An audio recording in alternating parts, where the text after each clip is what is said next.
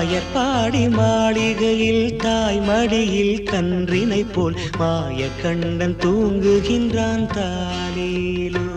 அவன் வாய் நிறைய மண்ணை உண்டு மண்டலத்தை காட்டிய பின் ஓய்வெடுத்து தூங்குகின்றான் ஆராரோ.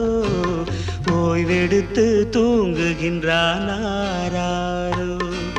ஆயர்பாடி மாளிகையில் தாய் மடியில் கன்றினை போல் மாய கண்ணன் தூங்குகின்றான் தாலேலோ.